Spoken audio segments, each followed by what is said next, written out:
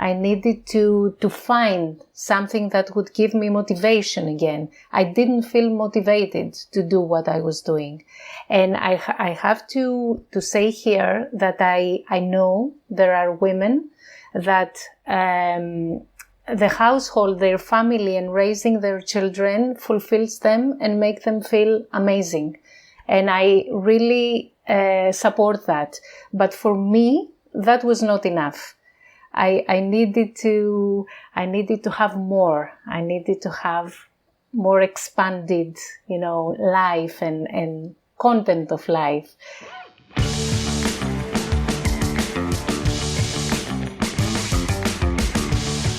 You are listening to Personal Development Mastery Podcast, where you will find both the inspiration to grow and the actions to implement towards your next level. I am your host, 𝗁𝗁𝗂𝘆𝗀𝗃, and my mission is to inspire you to stand out and live your best life. I interview thought leaders, authors, entrepreneurs, spiritual teachers, exceptional people who will inspire you to improve your life and offer, through their wisdom, actions you can take and implement. Tune in for 2 new episodes each week and make sure you follow the podcast to get the episodes as soon as they are released.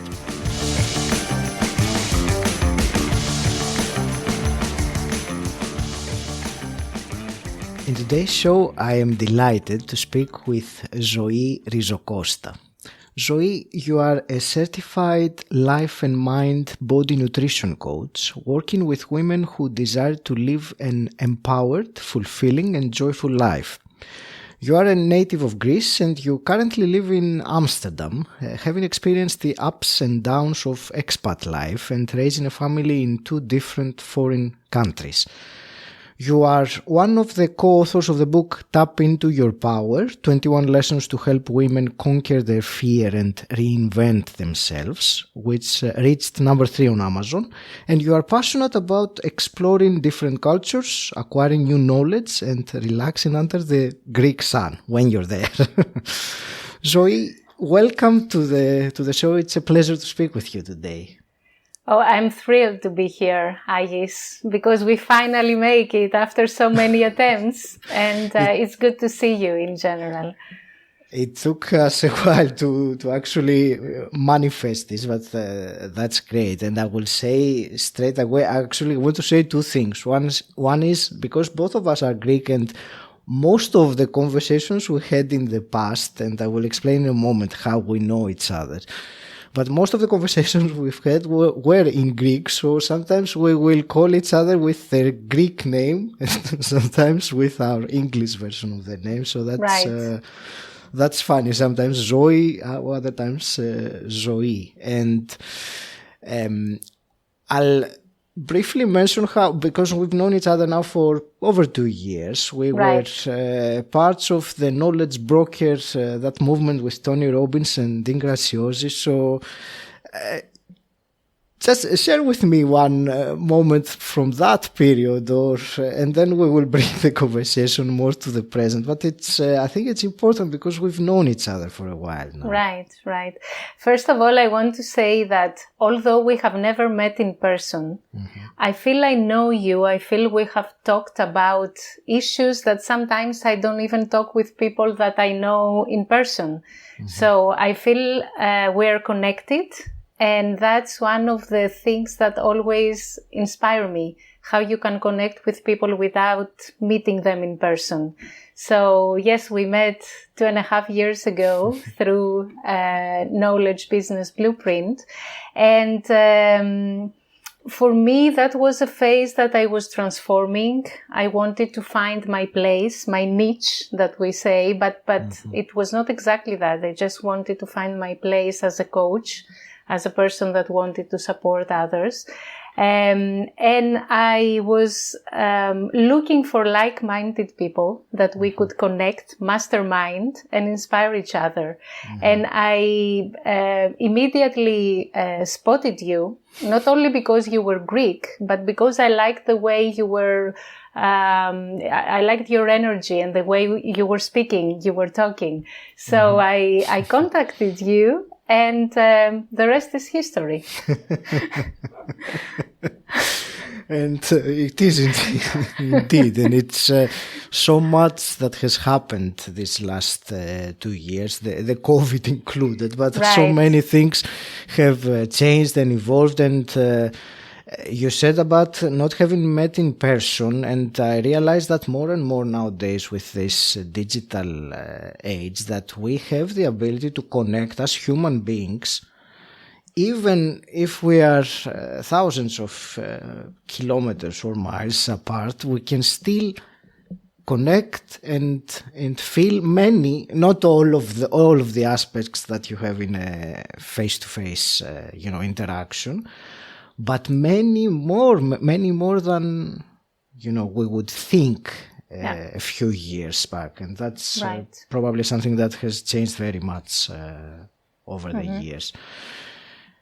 And may I add here, Agi, that for me this opens up a new whole area of possibilities, actually, because you can connect with people you wouldn't even have the chance to back then, when the online was kind of supplementary to the face-to-face connection. Mm-hmm. Right now, you're really and truly connecting with people that are soulmates, and they might live, like you said, miles apart, in the other end of the world. So for me, this is magical. This is, I'm really a big supporter of online connections.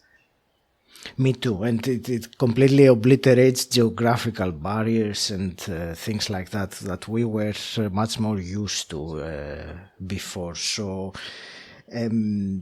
Zoe, I would like, there are some things that I really wanted to speak to you about today, and for a while now that we've been arranging this conversation. And I want to start briefly by going into your journey, your life's journey, and the unique experiences that you had during that. And I will just give a few highlights here, because it's a journey, but I will give some highlights that I've found, and tell me which one resonates and maybe which one you think it's more relevant to this conversation, and share your thoughts or how you changed through that. So the highlights I had was from a small town girl with strong conditioning in a small town in Greece, going to a corporate executive in Athens,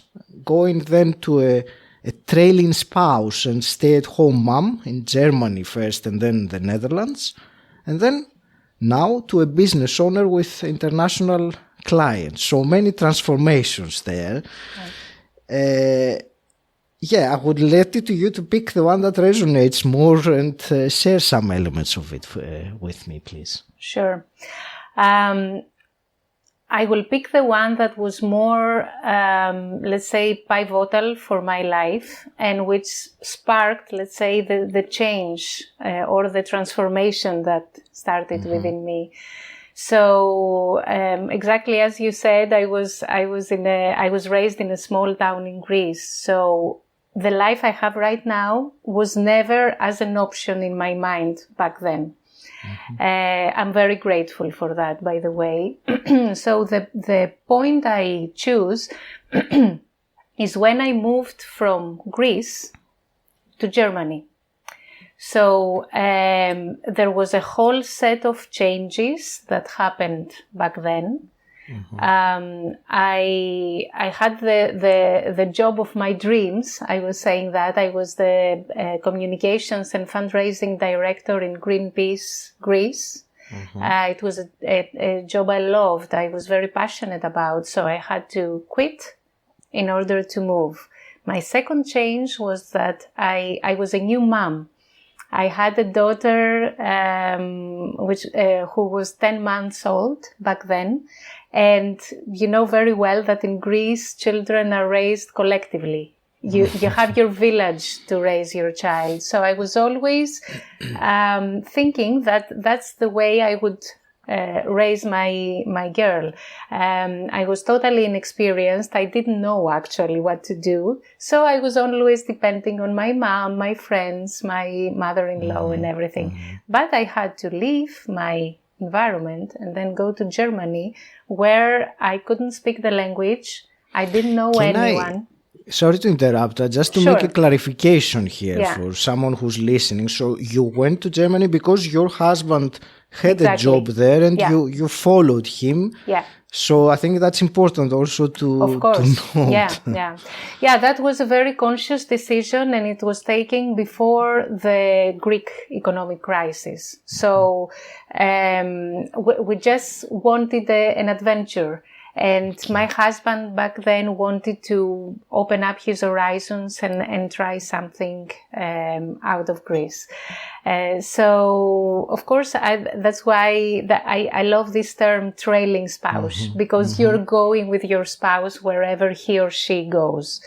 And yes, that was the second change I was talking about, that I was a new mom. So I stayed at home with a baby, not knowing anyone. And the third huge change actually was that I left my familiar social environment behind. I went to a country that the culture and the way of thinking and acting is totally different. And I didn't know back then that this would have such a big effect on me, because my way of communication, of connecting with people, was different than the culture that was around me. So this was a big shock. And all these factors just, I was under a shock for a long time. You know, I was frustrated. I can't say that I was depressed, but I was very close. And fortunately, my optimistic nature always saves me last minute. And I figured it out finally. But that showed me that what I thought was me, my identity, the elements that comprised my identity, all had to do with external factors, you know, my job, my social environment. I was a woman that was earning money.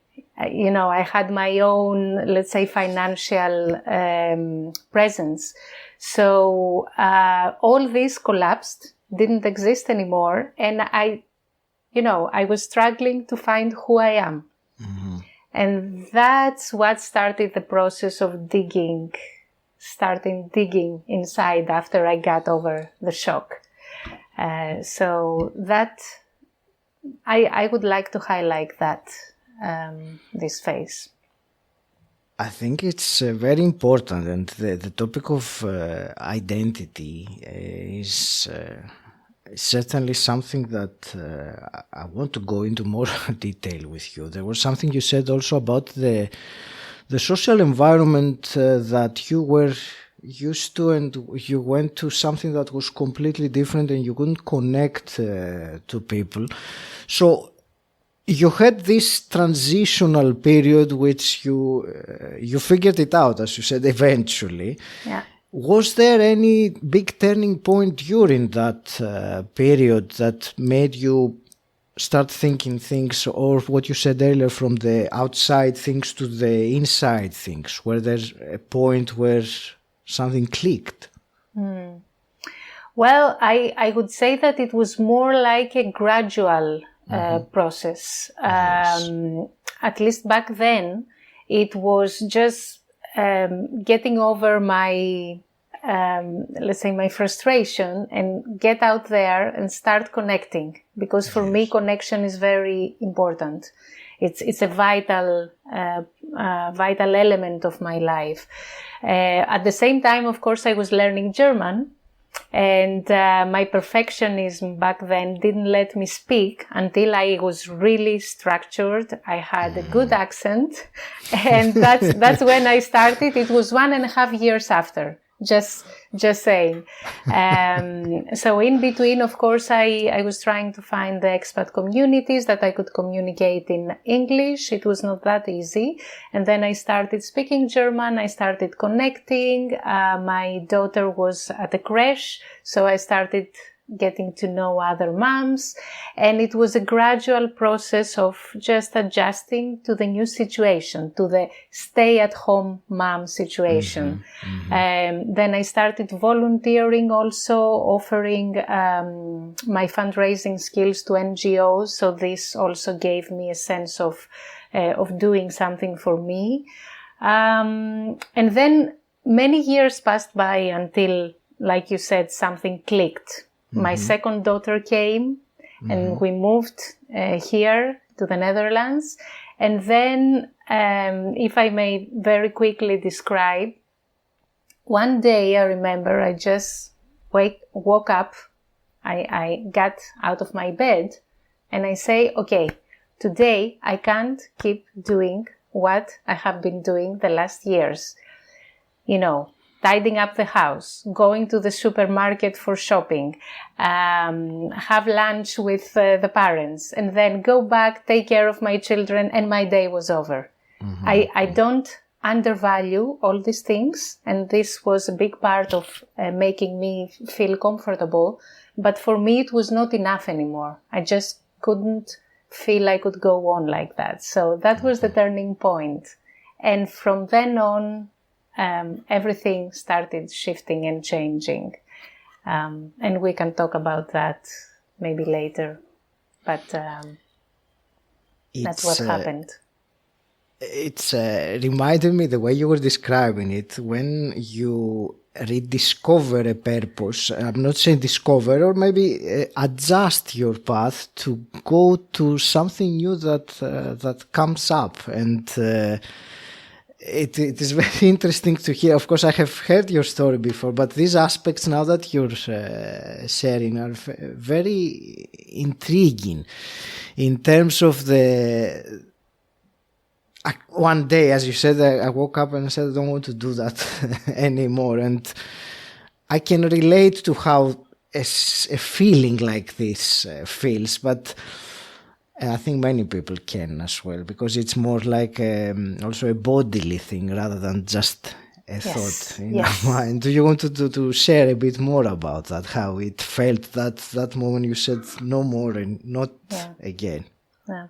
It was like you say, it was also a physical sensation. It was a sense that not exactly I couldn't breathe, but I was not feeling well with myself and my body. I just needed to, I felt I needed to evolve. I needed to find something that would give me motivation again. I didn't feel motivated to do what I was doing.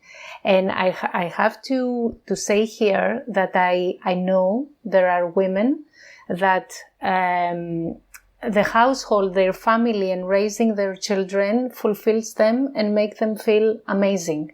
And I really support that. But for me, that was not enough. I needed to have more. I needed to have more expanded, life and content of life. And also it's that for me, giving to my children or my husband and taking care of them was very limited. I wanted to offer, because it's also an integral part of who I am, I want to offer my whatever I can offer to others. I want your gift. To offer my gift. I want to have an impact. I want to influence. So it was not enough to do that just with my family, my friends, the people I knew and I was discussing. Anyway, I wanted to do it more organized and in a much bigger number of people. So that's how it started, shifting. Hi, it's Agi here, interrupting you with something you may find useful. One of the most frustrating feelings is when you're trying to focus, but you can't get your brain to concentrate on the important work in front of you. This happens to me all the time, and if it happens to you too, you are not alone. 40% of people say they have to make a big effort to concentrate. But if you're having trouble getting focused, I have a solution for you. I'm so excited to be partnering with Brain FM. Brain FM is a great app, and I use it to block out my mental chatter and zone in on my number one priority of the day. Brain FM uses functional music that is backed by science and research, and it is designed to give us that extra edge when we need our undivided attention. And they also have relaxation, meditation, and deep sleep modules that help you unwind and recharge. So if you want to be able to place your full attention exclusively in the activity you choose, whether that's meaningful work or relaxing or getting high quality sleep, right now as my podcast listener, you get 20% off Brain FM subscription at brain.fm/Aggie. That's an amazing deal for such a useful app.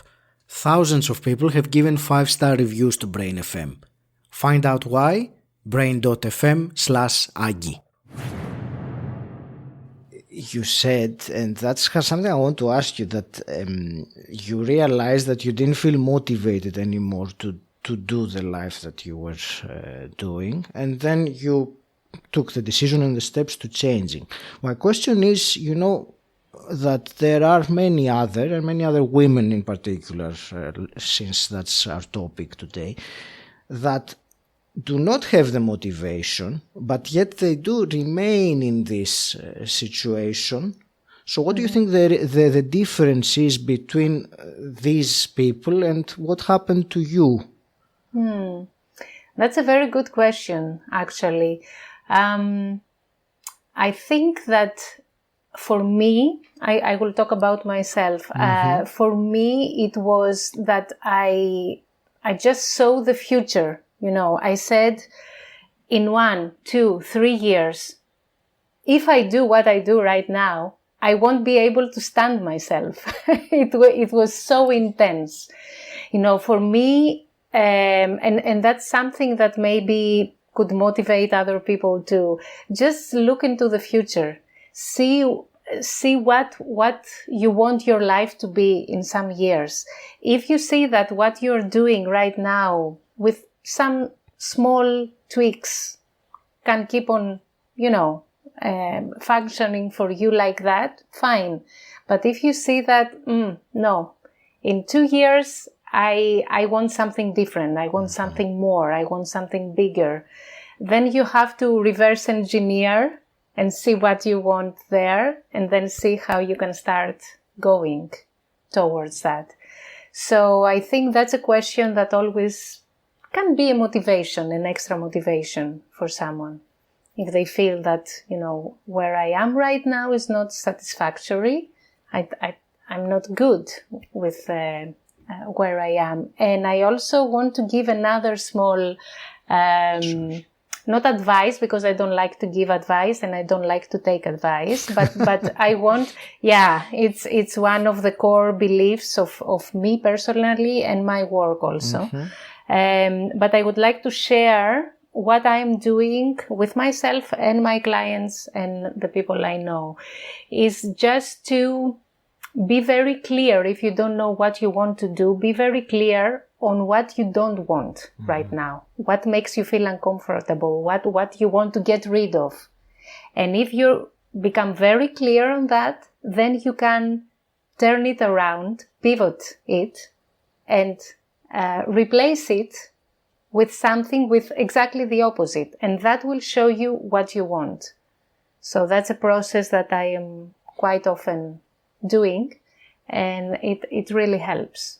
It's a great start for many people who have no idea of that, let's say, vision or something that further down the line, what that is. And you find when you ask them and they don't know what to respond, obviously haven't thought of it. So absolutely, the things that we don't like, it's for most people, it's much more easier to determine. So it's a great start, because at least you take away some of the things that you don't, and then you allow some room to create what you want. It's not always that you will see it clear as something that you will be very, very, certain about, but you create it as you go along, don't Exactly. you? You uncover it. I like to Right. use that phrase. Right. It's a process. Absolutely. So with this of your adjusting your identity or reinventing your identity during these parts or these instances in your story, and I know that you've also wrote a chapter in that book that you were talking about that. So my question is, even though it is probably going to sound like a broad question, Zoe, but if you could narrow down, how can we deal with such a way of, when our identities are shaken or taken away unexpectedly and we have to adjust with being someone else? I know it's a broad question, so forgive me if I don't give you something more specific to answer. No, it's actually, I can answer it specifically, I think. And so that's exactly the process I went back and spotted and kind of extracted the elements that would help someone rediscover themselves and reconstruct actually their identity. Because identity is a reflection of your soul essence, of your core. And it might change according to the stages of life that you find yourself, but the basic elements are the same. They don't change. They are there. So what I would say is that the first step is always to, to map out where you are right now. And when I say map out where you are, I mean, you have to be very conscious about not only what you feel, because feelings are very important, very important elements and indications of if you are, let's say, on the right track or not. So see how you feel, stay with yourself for a while, just as much as you can exclude the external voices and inputs, because they will not help you, they will probably confuse you more. I also want to say that for me, the answers to important questions in life are yours. They come from within. They cannot come from outside. Yes. And if they do, and you adapt them, probably it won't be the right ones. So just go within, silence the noise, the outer noise, find some time during the day to sit with yourself and just think, just come within and feel yourself, it's a process. And especially the people that have not done that consistently or systematically in the past, they might feel uncomfortable. Because when you sit with yourself, sometimes feelings are coming or thoughts are coming that you don't like. You want to push away. Just be a little bit open and accept what is coming, because it's part of you. It's the voice of you that wants to speak to you and tell you not exactly what to do, but who you are and what you feel. So that's important to listen to. And also, I think you should never forget your past. And when I say your past, I mean what you have accomplished, what you have achieved, the difficulties and the obstacles that you have managed to overcome to be where you are today. And not only the obstacles, but also the achievements that you have had, the life experience that you have gained.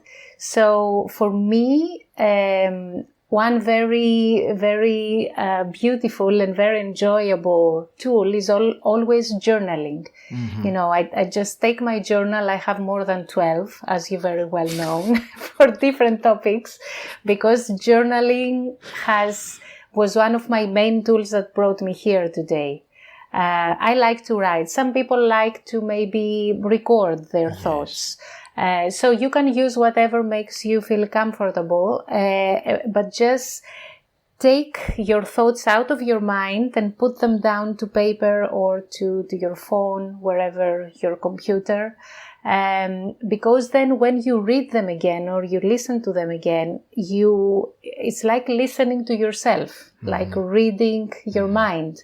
And this will help you just starting to make sense of your mind chaos. It won't be chaos anymore.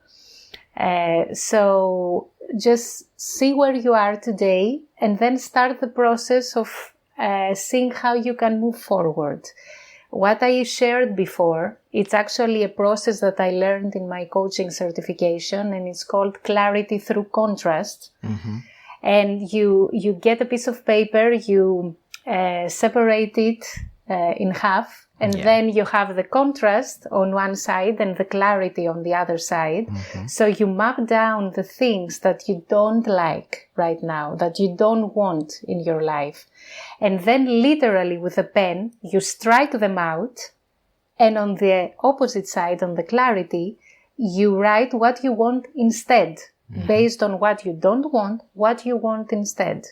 And then, for example, on the clarity points, you can make affirmations. Mm-hmm. You can go there every day and just read them again,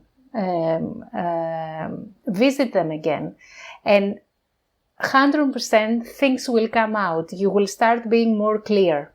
You will find ways how to realize them, how to move forward. Mm-hmm. But for that, definitely you always need to have time with yourself, even half an hour a day. Even if you're a busy mom, a busy executive, a business owner, it doesn't matter. I'm sure you can find half an hour during the day, preferably in the morning. The mind is more clear then. You start from there, and you can, I can talk a lot about how you can go on, but I think it's important to start. And I will add to that briefly, because I also agree very much about the power of journaling. And one other thing that for me journaling does is when I write it, I have to actually articulate my thoughts into words, because, you know, when we think, we don't use the same language that we use when we speak or when we write. So it is more like a blurry, noisy version of, there's still words, but not as clear. And when you have to write them down, you think more carefully about them and you clarify those thoughts. Right. So journaling is also for me one of the most important tools that I've used, and I use every single day. And what you said about half an hour, I also will agree, even if it sounds a lot, but even if it is, 20 minutes, but take that time for yourself. Wake up 20 minutes earlier if you have to. I mean, you can, I think that is one option. Mm-hmm. And you were saying also something earlier, which I wanted to make a comment about when you listen to the inner, to take time to sit with yourself and be with yourself and listen to that inner voice. It's not really a voice, that inner feeling, that sensation. Yeah. And I think no matter if someone has practiced doing that or not, I'm sure that everyone can relate to a certain moment in their life that they knew that something was the truth, despite the thinking that was going on, they had like an understanding, a knowledge of that. And I think that's a good place to start a moment like that. If someone has not yet learned to go deeper and into their own feelings and sensations and the body wisdom, as we call it, and look what's there and who we truly are within. Yeah, because and believe me, I'm let's say I felt it, like you say, deep in my body, the conditioning that we're going through since we are children, depending on the social environment we are growing up, our families, our schools, our maybe our friends, all this conditioning that is going on around us just makes us, and because of course humans naturally want to belong, they want to fit in, and that results to suppressing our let's say our inner voice, the voice I was talking about, and our wants, who we are, our individuality, our uniqueness. We suppress that in order to fit in. We know that. I think more or less all the people go through that. However, I think that at some point in your adult life, you have the responsibility to go back and start digging, because it needs a lot of digging, and it's a process that can last for the rest of your life. But it's such a beautiful process, and it makes you feel so uplifted.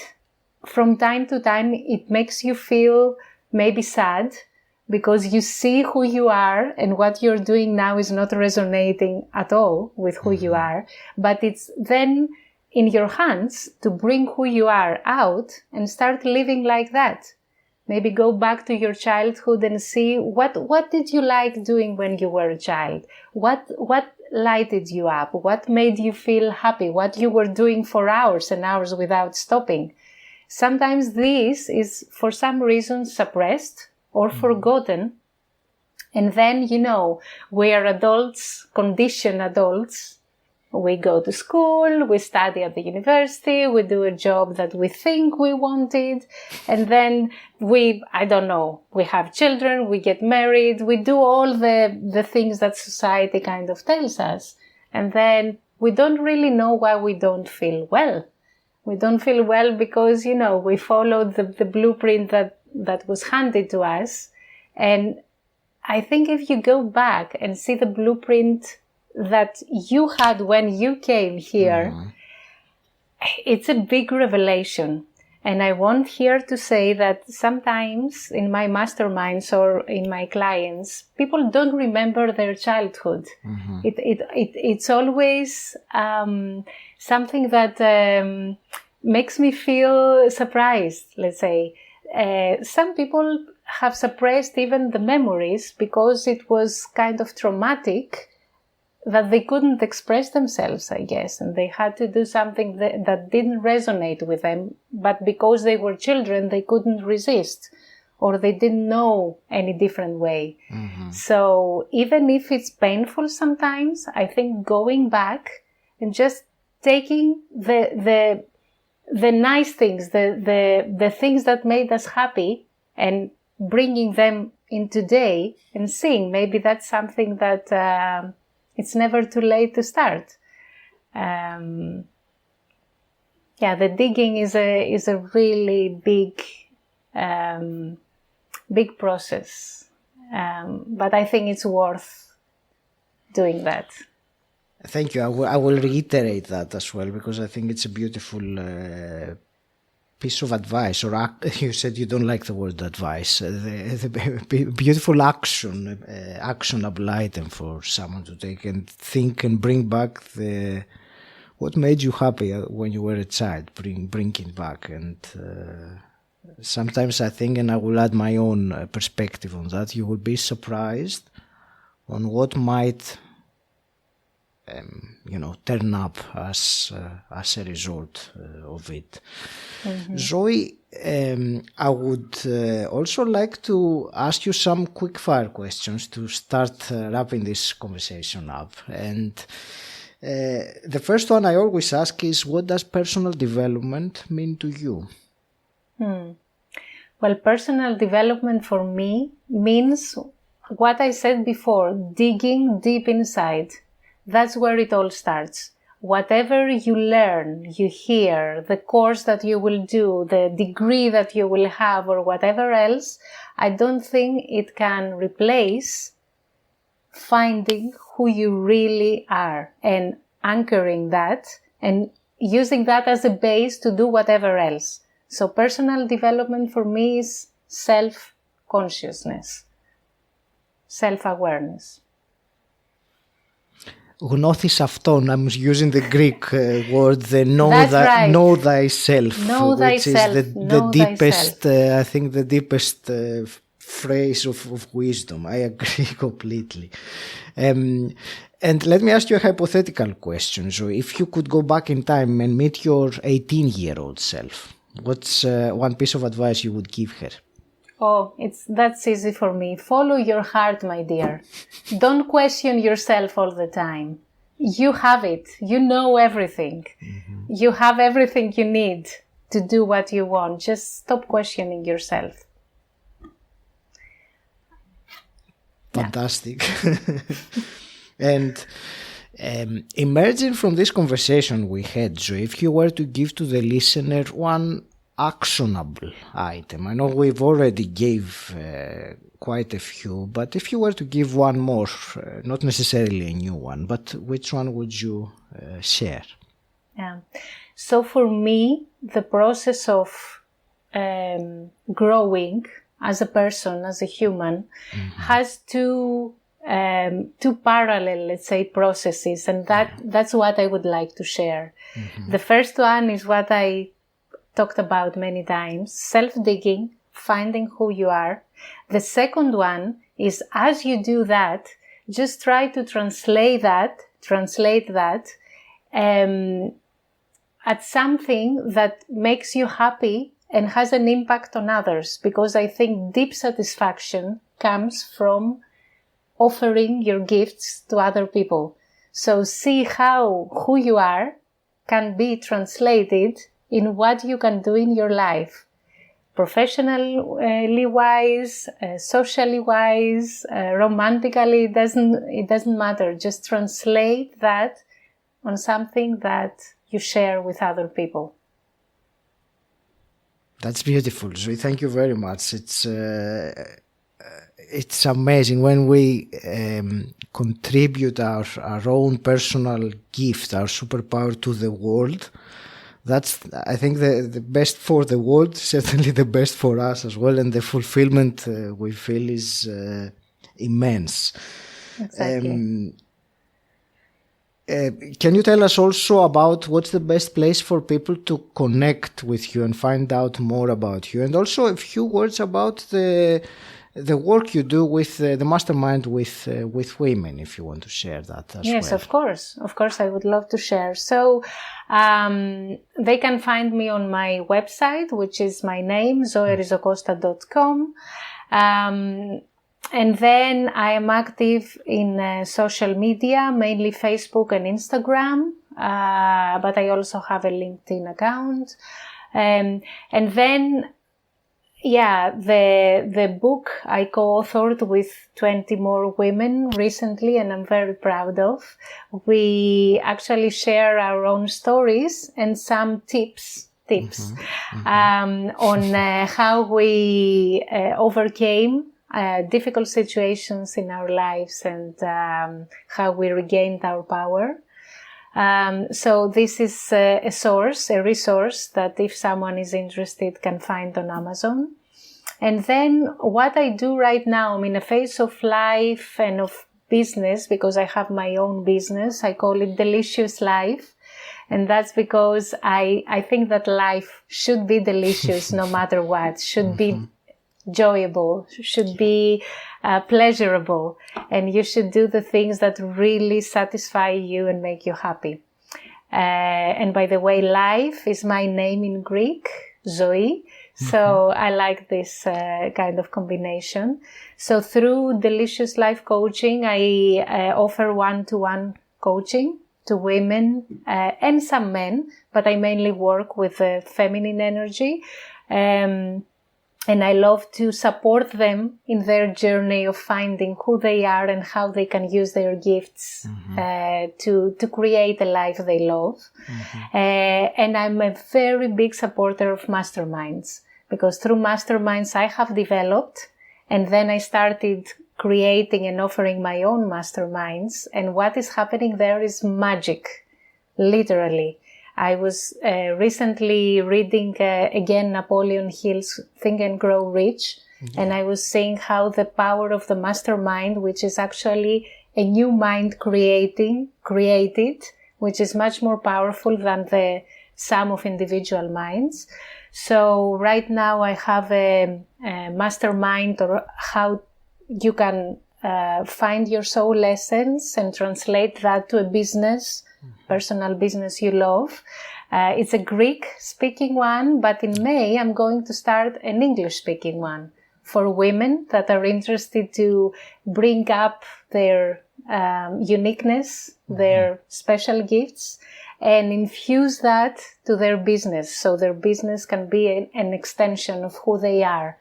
And that's how they will attract the right people that can work with them and offer them the fulfillment and abundance that they deserve. So that's wonderful. Yeah. Thank you. Zoe, I want to thank you very much for this conversation we had today. I believe we covered some important elements, and I want to thank you very much for your time, for sharing your wisdom and experience with us, and I want to wish you all the best with your life and your business. Any last parting words? Yeah, I just wanted to say that I really enjoyed talking to you, Agis. We have a really beautiful past history of doing business together and offering our gifts, our combined gifts to the world. So today's conversation was for me a big pleasure, and I thank you very much for inviting me.